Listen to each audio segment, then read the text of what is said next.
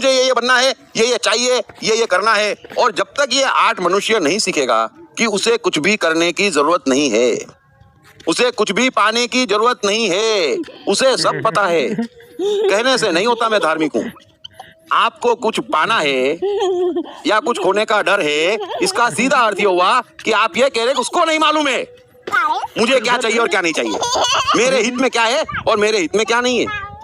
इतनी सी तो बात है। अगर उसे मालूम है तो आप धार्मिक है, उसे नहीं मालूम है तो आप अधार्मिक हैं। और यहाँ पर कोई नहीं मानता कि उसे मालूम है। सब कोई अपनी लिस्ट बना के घूम रहा है। अरे मंदिर में भी जाते तो लिस्ट दिलाते, ये ही देना, जैसे वो तैयार बैठा है और कोई काम नहीं है, और ये बिल्कुल मत देना।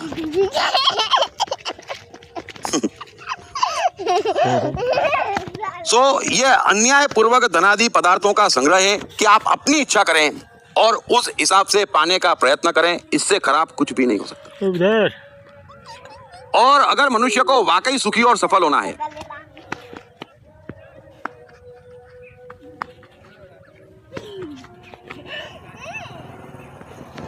इधर आ जाओ।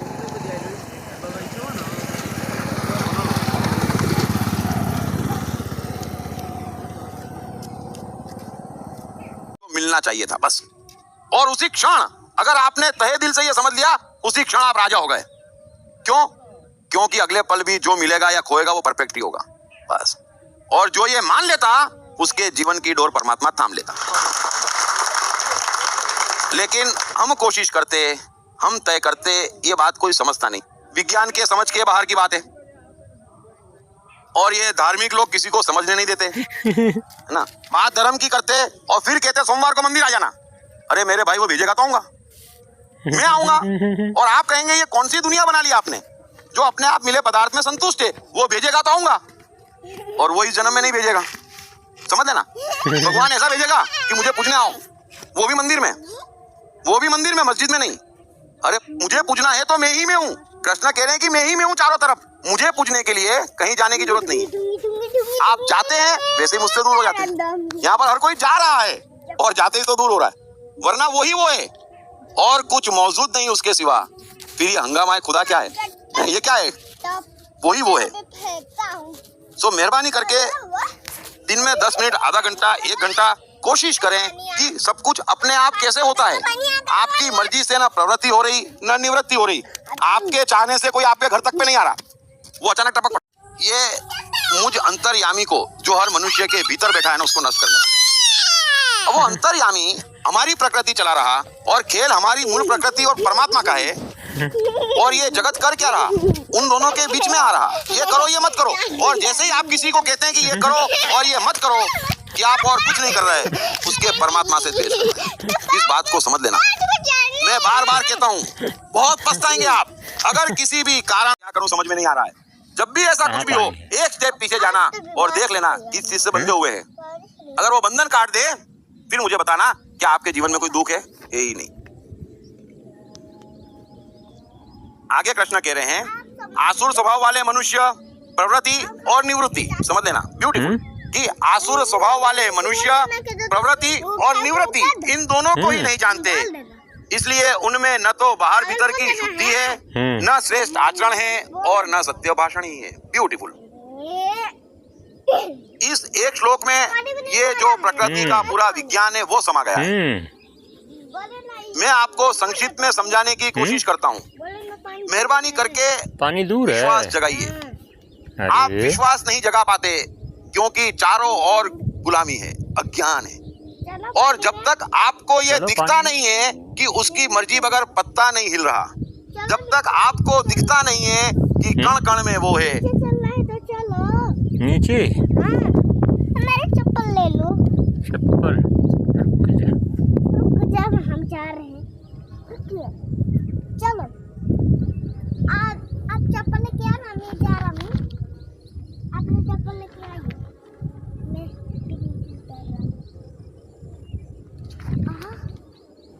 नीचे नहीं उतर पाऊंगा। पगला देख, नीचे नहीं उतर पा रही हूँ। अरे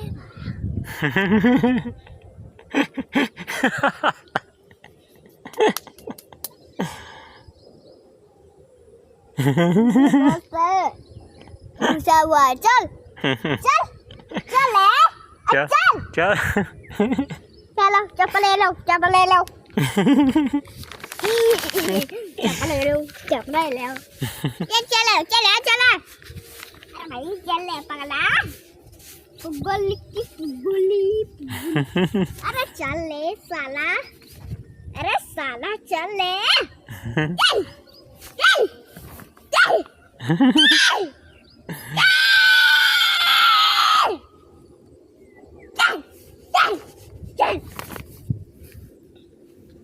चल चलो चलो इधर से जैसे नहीं चलना है यहाँ से चल चले चले साले ओए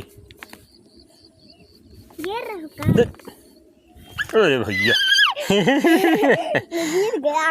मैं जीत गया मैंने जीत गया अरे बाबा बाबा बाबा बाबा बाबा भैया रुको रे रुको रे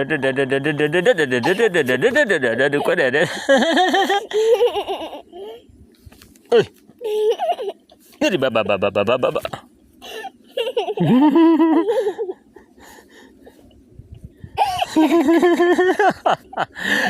रुको रे साले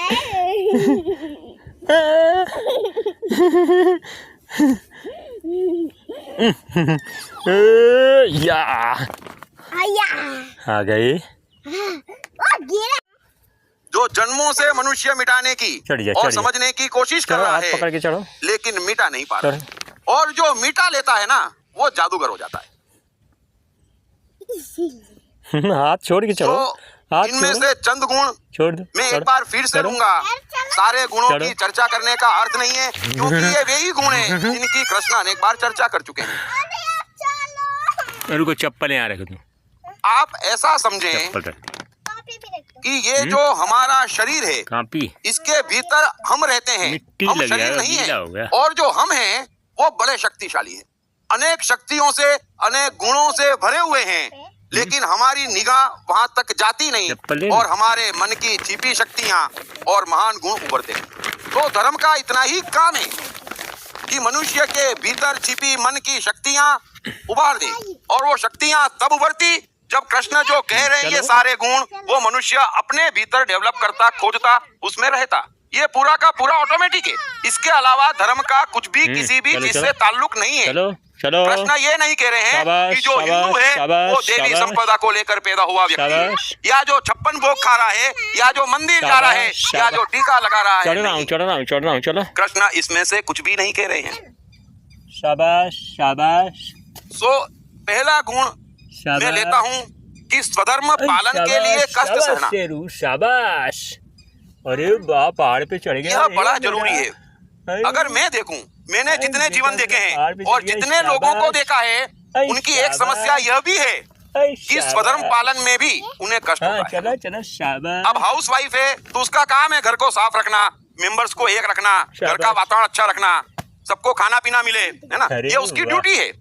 लेकिन उसको देखो तो ऐसा लगता है कि जीवन में यही एकमात्र बोझ है। बस यहीं आकर मनुष्य फंस जाता है। यदि आप हाउस वाइफ नहीं है शाबाश या आप कोई बिजनेस करते हैं, पुरुष है, तो आपका धर्म है, उसमें आपको मजा आना अरे चाहिए, वाह। उसमें अरे आपको आनंद शाबाश, मिलना चाहिए। शाबाश शाबाश अरे वाह गजब गजब अरे वाह आइए गजब यहाँ पे आइए आइए आइए नजीर ना, अगर आजा अर्जुन की जगह हाँ। दुर्योधन होता तो सवाल भी अलग हो जाते, जवाब भी अलग हो जाते। अगर भीम होता तो भी बात बदल जाती और ऐसे ही नहीं है भले ही अर्जुन होता लेकिन सामने महावीर बुद्ध क्राइस्ट या कबीर होते तो भी ये बात बदल जाती। शाबाश शाबाश इस छोटी सी बात को आप ध्यान में रख लीजिए। शाबाश ये कृष्ण है और ये अर्जुन है और दो व्यक्ति की बातचीत है और दोनों को पूरी तरह से पहचाने बगैर गीता नहीं समझी जा सकती। तो कृष्ण की सोच क्या है, कृष्ण की साइकोलॉजी क्या है, कृष्ण का जीवन क्या है, ये थोड़ा सा फर्क समझ लेना। अर्जुन ने कहा लेकिन किससे? अगर मुझसे पूछा जाए तो संसार के सबसे कठिनतम आदमी से उसने ये बात कही और इसीलिए अर्जुन वहां युद्ध के मैदान में रह गया। सो कृष्ण ने जब अर्जुन की बात सुनी तो सबसे पहला जो वाक्य कहा इधर से आजा। उससे हम आज की चर्चा शुरू करते हैं। अरे अरे साला वीडियो से आता हूँ। संजय बोले, चलो उस प्रकार करुणा से व्याप्त इधर से और आंसुओं से पूर्ण तथा व्याकुल नेत्रों वाले शोकायुक्त पापा उस अर्जुन के प्रति मधुसूदन ने यह वचन कहा।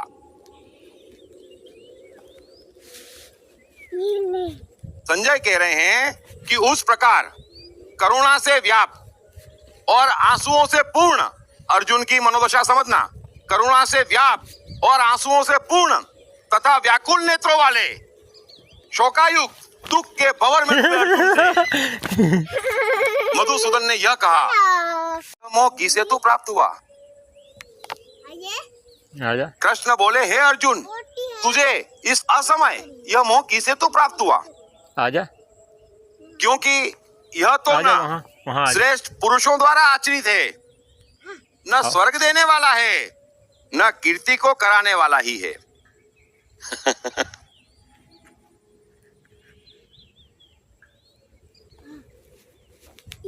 कृष्ण कृष्ण है। इस एक वाक्य में कृष्ण ने बता दिया कि वो किस चेतना के मालिक है, किस ऊंचाई पर बैठे हैं, क्यों ज्ञानी उन्हें मनुष्य जाति का एकमात्र पूर्ण अवतार, अ कंप्लीट मैन कहते हैं, जिसमें कुछ भी कमजोरी नहीं है। चलो सुलाएंगे। सो कृष्ण कह रहे हैं अर्जुन से कि तुझे असमय में यह मोह किस हेतु प्राप्त हुआ? यानी पहली बात तो स्पष्ट हो गई कि कृष्ण अर्जुन की किसी बात से राजी नहीं है। आजा।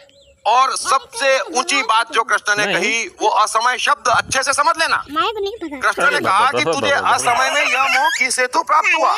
चलो इस एक वाक्य में कृष्ण ने मनुष्य की तमाम मान्यताओं को समझ लेना।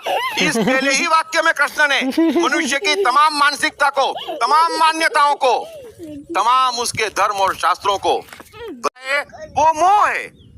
कृष्ण कह रहे हैं कि सवाल कृत्य का है ही नहीं, तुम क्या कर रहे और क्या नहीं कर रहे उसका तो सवाल ही नहीं है। बड़े ध्यान से समझना, सारे शास्त्र, सारे धर्म, सारे ज्ञानी एक ही बात कहते, ये करना अच्छा और ये करना बुरा, ये पाप और ये पुण्य। कृष्ण कह रहे मेरे भाई उसका तो सवाल ही नहीं है अर्जुन, सवाल समय का है कि किस समय पे तू क्या कृत्य कर रहा है। चलो अगर समय गलत चुना, गलत समय पे अगर तू गलत कार्य कर रहा है तो उसको मोह कहते हैं।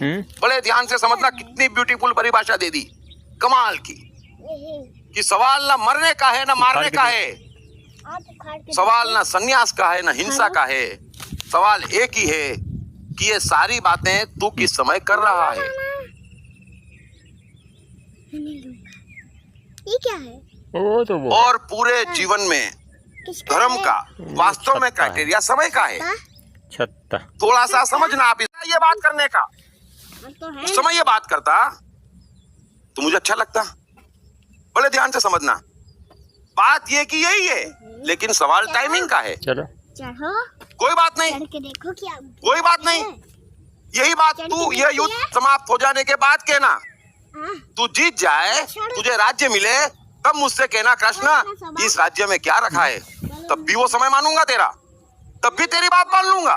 लेकिन आज जिस मौके पे तू कह रहा है ये बात मैं नहीं मानता, शाबाश। ये असमय है, समझना इस बात को। शाबाश। तो कृष्ण का वाक्य एक बार फिर सुन लेना, कमाल की चेतना है, स्पॉन्टेनियस है। उनको एक क्षण पहले नहीं मालूम था कि ये इतना उत्साही अर्जुन 40 सालों से जिस घड़ी का इंतजार कर रहा है, इतना बड़ा धनुर्धारी है, और अभी कह रहा है उत्साह में कि रथ खड़ा करो मेरा, और वो ऐसी बातें करेगा। लेकिन चेतना की हाइट पे कृष्ण जीते। पहला वाक्य कहते कि तुझे असमय में यह मोह किस हेतु प्राप्त हुआ। दरअसल मनुष्य जीवन में इतने कष्ट, इतने दुख, इतनी असफलता है तो उसका एकमात्र कारण है कि उसे साइकोलॉजी की ऊंचाई का, धर्म की ऊंचाई का पता नहीं है। 3-4 रोज पहले की बात है, महान संगीतकार रविंद्र जैन जी का निधन हो गया। अब दोस्त है। माँ बाप की सेवा करना अच्छी बात है ना। अगर पिता की मृत्यु हो जाए तो लड़के को वहां पहुंचना ही चाहिए, बराबर बात है। लेकिन समय इन दोनों कार्यों को रोक सकता है, समझ लेना। ये अच्छी बात है, बस यही तो हम फंस जाते। ये बुरी बात है, यही तो हम फंस जाते। रविंद्र जैन के जीवन में एक ऐसा मोड़ आया था कि उनकी पहली फिल्म का पहला गाना तय था कि इस तारीख को लता जी के साथ रिकॉर्ड करना है। बड़ी मुश्किल से लता मंगेशकर की डेट मिली थी और उसी दिन उनके फादर का निधन हो गया। अब चॉइस क्लियर थी, या तो गाना रिकॉर्ड कर ले या फादर की अंतिम यात्रा में चले जाएं। रविंद्र जैन ने गाना रिकॉर्ड करा, वे रविंद्र जैन हो गए। अब उस समय समझ लेना, उस समय पकड़ा मोह। कृष्ण राजी नहीं होंगे, धर्म राजी नहीं होगा, प्रकृति राजी नहीं होगी। हाथ में कोई बड़ा पॉजिटिव कार्य है और आप कह रहे हैं कि ये जरूरी है। सीधी बात क्यों नहीं समझते कि आपका शरीर एक बार में एक जगह रह सकता। और पूरा मनुष्य जाति का इतिहास उठा के देखना, मैं बार बार ये कहता हूं, जितने भी सफल हुए हैं, 5,000 हो कि 50,000 हो, वे कृष्ण के मार्ग पे चले। कोई भी हो, चाहे गीता पढ़ी हो चाहे ना पढ़ी हो, चाहे कृष्ण का नाम सुना हो चाहे ना सुना हो, लेकिन कृष्ण जिस साइकोलॉजी की चर्चा कर रहे हैं यहाँ पर, जो बात कह रहे हैं, जिस गुण पर अटैक कर रहे हैं, वो उनके मन में निकल किया। चलेंगे। चलो। तो कृष्ण कह रहे हैं कि तुझे असमय में यह मोह किस हेतु प्राप्त हुआ। ऑस्ट्रेलिया के सामने मैच है, चलो ओपनिंग बैट्समैन है, हाथ में बैट लेके खड़ा है और सामने से लिली दौड़ते हुए आ रहा है, पिच बाउंसी है और वो एकदम हाथ ऊपर करता और कहता मैं तो रिटायर्ड होना चाहता हूँ, मैं तो रिटायर्ड होना चाहता हूँ बोले। अरे तो मेरे भाई, ये मैच शुरू होने के पहले भी हो सकता था। अब तो टीम में है, तो क्या तेरी टीम 10 आदमी से खेलेगी? अच्छा कोई बात नहीं, आखिरी मैच है, फिर रिटायर्ड हो जाना, कोई दिक्कत थोड़ी ही है। लेकिन ये कोई समय है? लिली को देख रहे हो, पिच को देख रहे हो, डर रहे हो और कह रहे हो मैं तो रिटायर्ड हो जाऊंगा। चलो, ये तो बात नहीं हुई। शास्त्र में जो लिखा है वो तो अर्जुन 40 साल से जानता है और फिर भी भाइयों से झगड़ रहा है। लेकिन आज लिखा हुआ उसको कन्विंसिंग लग रहा है कि भागने में उपयोगी है। समझ लेना, एस्केपिंग रूट देते। ये जितने भी शास्त्र है, ये जितने भी समाज है, एस्केपिंग रूट देते, और कुछ भी नहीं है। और जो भीतर हो, एक चीज और समझना, कृष्ण को बेईमानी इतनी भी पसंद नहीं। उनको